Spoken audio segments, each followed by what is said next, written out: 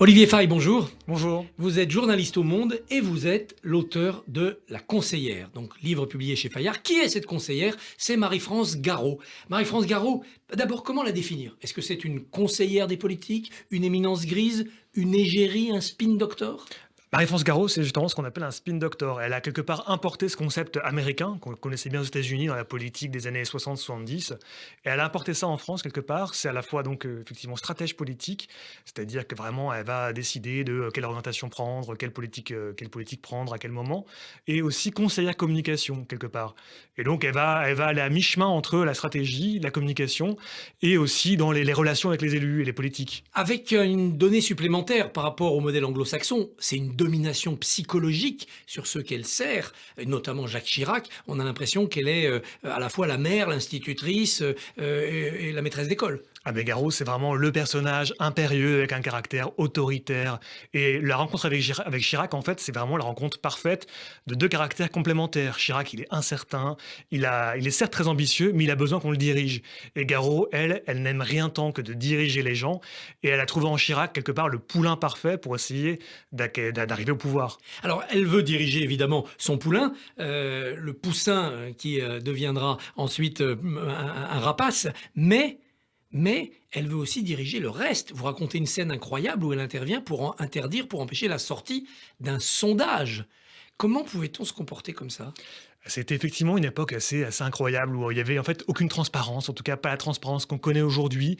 Je pense que c'était aussi un petit milieu, un milieu des politiques, des sondeurs, des journalistes, comme celui qu'on connaît aujourd'hui, mais peut-être avec une dimension d'entre-soi peut-être encore plus forte.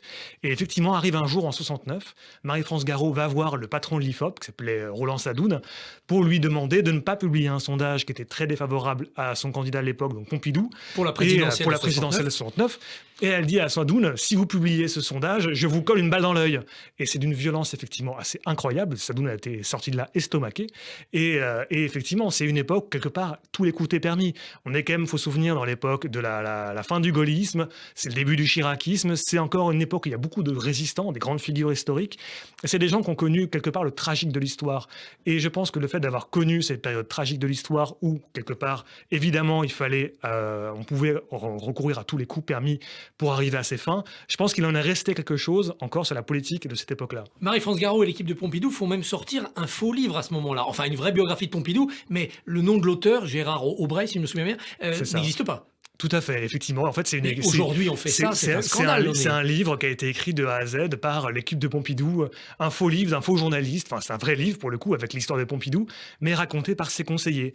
Effectivement, on se souvient que dans les années 80, je crois que c'est François Hollande qui avait écrit un livre de la sorte sous le son de Caton, il me semble, avec André Berkoff, sur l'histoire de la droite des années 80, il me semble. Enfin voilà. Mais effectivement, ça c'est vraiment la politique comme on la fait plus aujourd'hui. Ou en tout cas, s'il y avait des choses pareilles révélées aujourd'hui, je pense que ça ferait un scandale retentissant. Est-ce qu'elle a nourri le fantasme de contrôler les médias, de faire écrire ce qu'elle voulait? Est-ce qu'elle avait cette volonté de domination sur les journalistes? En tout cas, elle adorait la compagnie des journalistes. Marie-France Garot, c'est une mondaine. C'est quelqu'un qui vient de la terre, quelque part, de la province, du Poitou. Poitiers, hein. Voilà, et qui est arrivé à Paris aussi par ambition et par goût du pouvoir et des lieux de pouvoir. Et donc, voir les journalistes dans des grands restaurants de la rive droite parisienne, ça a toujours été pour elle quelque part un plaisir. Elle emmenait, ce que je raconte dans le livre, elle emmenait, par exemple, Catherine Ney et Michel Cotta dans ces séances d'essayage chez Chanel, où elle leur racontait ensuite son Chirac, elle leur délivrait des informations. Et effectivement, elle a toujours essayé comme ça d'orienter un petit peu les journalistes en leur livrant de bonnes anecdotes, de bonnes histoires et de bonnes formules qu'ils aimaient reprendre dans les news magazines. Est-ce qu'elle les aimait, les journalistes, ou est-ce qu'elle les méprisait? Non, il y avait une part évidemment de manipulation, mais elle les aimait, elle aimait leur compagnie. Alors évidemment, moi, quand je l'ai rencontrée ensuite, elle m'a dit non, moi je ne voyais pas les journalistes, c'était pas mon job. C'est évidemment faux. Tous les journalistes de l'époque que j'ai rencontrés me disaient que Marie-France Garot, elle avait un côté très, très charmeuse, très ludique, très drôle. C'est une femme avec des formules vraiment assassines. Et donc, elle a toujours aimé avoir cette compagnie des journalistes. Un autre de ces outils, vous le décrivez longuement, c'est la chasse. Plus exactement, les chasses présidentielles et notamment Chambord. Alors, quelle est l'histoire de Marie-France Garot avec la gâchette? Parce qu'au départ, quand on est une jeune fille du Poitou, on n'est pas prédestiné à tirer sur les oiseaux, quand même. Non, ce qui est très amusant, c'est qu'en fait, Marie-France Garot, c'est la fille unique d'un homme assez âgé quand il a eu sa fille. Il a eu, je crois, après près de 50 ans. Et donc, il l'a quelque part élevé comme un garçon. Donc, il l'a amené à la chasse dès son plus jeune âge. Il lui a mis un fusil entre les mains dès qu'elle était adolescente. Raté, hein. Raté, elle tirait à côté. Voilà, ceux qui tirent en face et ceux qui tirent à côté. côté, vous faites partie de la seconde catégorie. Voilà. Mais elle s'est accrochée, Elle ça a- dit long sur elle. Elle a quelque part été humiliée et piquée par ça, et donc derrière, elle a pris des cours de tir, et donc ensuite, elle est devenue effectivement une grande prêtresse des chasses présidentielles. Son coup de fusil était vraiment admiré par tous les industriels, les grands hommes de pouvoir qui pouvaient fréquenter les chasses présidentielles auprès de Pompidou, de Giscard, des uns et des autres, de Chirac évidemment. Et ça, effectivement, ça a vraiment beaucoup marqué parce que Garot, quelque part, elle se magnifiait au contact de la terre, de la forêt, des bêtes. Une victime d'un de ces coups de fusil politiques, si j'ose dire, c'est Jacques Chaban-Delmas. En 1974, Jacques Chaban-Delmas est candidat pour succéder à Georges Pompidou, et puis il y a une partie des gaullistes qui vont agir contre lui. C'est Chirac qui a ourdi ce complot, ou c'est Marie-France Garot et son éternel complice Pierre Juillet? C'est vraiment pour le coup le duo effectivement Juillet-Garot qui a commencé en fait, à nourrir une forme de ressentiment envers Chaban-Delmas Pourquoi dès 69. En fait, Chaban-Delmas est nommé Premier ministre de Pompidou en 69 et il va faire ce fameux discours sur la nouvelle société à la tribune à l'Assemblée nationale sans avertir Pompidou du contenu de ce discours, en tout cas à la dernière minute.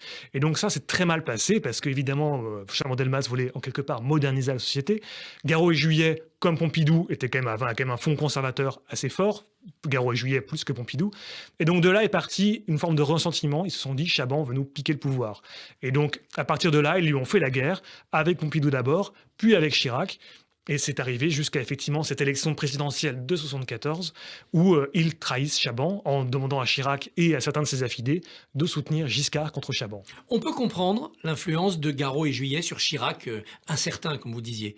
Mais pourquoi Pompidou, qui lui était vraiment l'assurance même, intellectuelle, politique, a-t-il pu être fasciné par quelqu'un comme Marie-France Garot? C'est d'abord Pierre Juillet en fait à l'origine, parce que Pompidou, lui vraiment son compagnon de route, c'est Pierre Juillet, qui est un ancien résistant, qui a pris le maquis, qui est plus âgé que Garot, et qui a été vraiment le chargé de mission, quelque part la caution gaulliste. Pompidou disait de Juillet, c'est ma caution gaulliste, parce que Juillet connaissait par cœur tous les entrelacs du milieu gaulliste. Garot a été ramené par Pierre Juillet dans cet univers-là. Et ensuite, les deux, effectivement, se sont partagés leur pouvoir, ce pouvoir d'influence, auprès de Pompidou, qui a été très fort à la fin de la vie de Pompidou, parce qu'il était quand même très souffrant. Et donc, quelque part, il se ménageait. Les affaires intérieures l'intéressaient de moins en moins. Et donc, quelque part, il a délégué ça à Garot et Juillet, qui ont fait un petit peu la pluie le beau temps. Arrive le moment des erreurs stratégiques. La première grave erreur, c'est l'appel de Cochin. 78, accident de voiture, Chirac est à l'hôpital, Marie-France Garot lui fait avaler, lui fait avaliser un communiqué extrêmement anti-européen et anti-giscardien. Qu'est-ce qui a mu à ce moment-là Marie-France Garot? La haine de Giscard? Il y a un côté, il y a on va dire, il y a une lubris quelque part qui a complètement dépassé Marie-France Garot. En fait, ça faisait quelques années qu'elle avait un pouvoir sans aucune limite sur Jacques Chirac. Depuis qu'il est nommé en fait Premier ministre de Giscard en 74, elle exerce une dictature morale sur lui. Et là, c'est pas mes mots, c'est les mots du directeur de cabinet de Chirac de l'époque qui disait Garot exerce une dictature morale sur Chirac incroyable. Et donc pendant des années, elle a pris un pouvoir tellement grand qu'elle s'est crue quelque part tout permise. Et la notion gaullienne de souverainisme ou de grandeur de la France, d'indépendance, on va dire plutôt que de souverainisme, elle a fait dériver ça vers une forme de nationalisme complètement. Et ce qui a donné cet appel, effectivement, on parle du parti l'étranger, qui est une rhétorique d'extrême droite, vraiment tout ce qu'il y a de plus outrancier.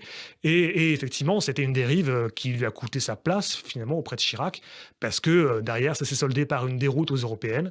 Et donc, le RPR a fait payer ça à Marie-France Garot. Alors, cette erreur amène la déroute des européennes, qui efface le succès de la mairie de Paris en 77, mais celle qui met le coup de grâce, si j'ose dire, c'est Bernadette Chirac.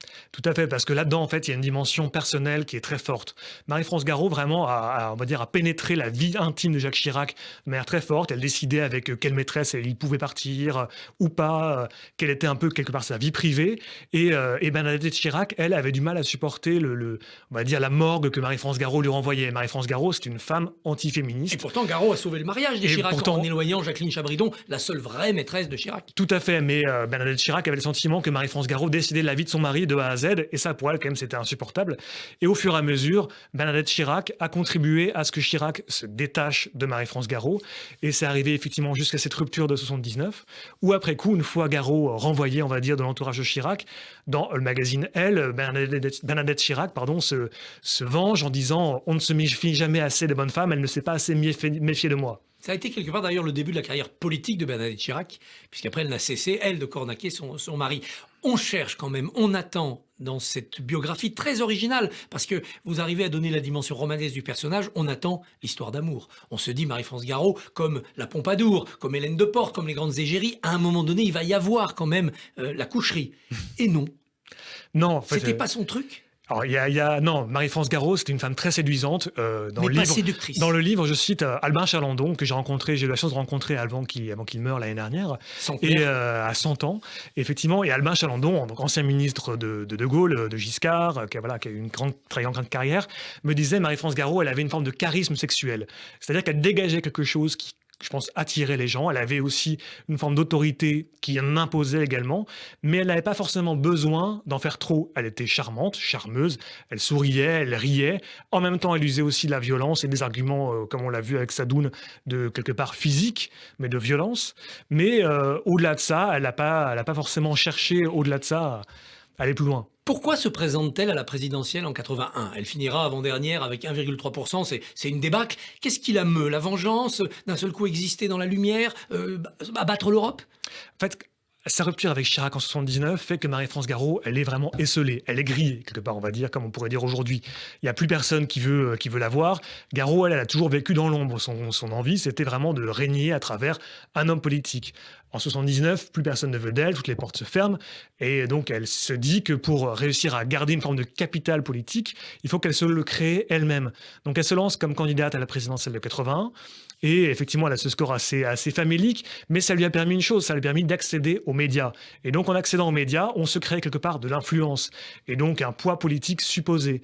Et c'est de ça dont elle a joué ensuite pendant quelque part tout le reste de sa carrière politique, au cours des années 80. Elle a été députée européenne. Voilà, ensuite on a l'impression qu'elle a quand même un peu enterré le gaullisme classique au profit du pompidolo-chiracisme. Qu'est-ce qu'elle incarne pour vous ? Une France réactionnaire, provinciale, nationaliste ?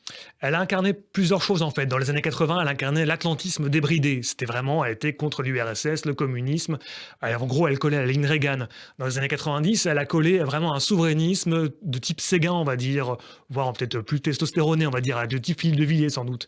Et vraiment, ça luttait contre l'Union européenne.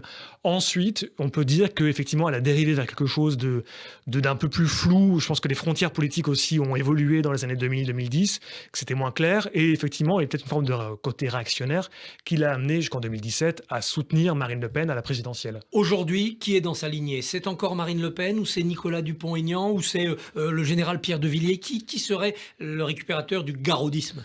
Je pense que le dernier à avoir peut-être incarné vraiment cette ligne-là, c'est peut-être Philippe de Villiers, parce qu'il y a cette notion à la fois très terrienne, catholique, et en même temps ce souverainisme assez échevelé. Donc je pense que le dernier à vraiment avoir représenté sa ligne, c'était vraiment Villiers. Olivier Faye, merci beaucoup. La Conseillère, c'est chez Fayard, le récit d'une vie incroyable, d'une femme hors norme et d'une époque où la politique était très particulière. Merci à vous. Merci.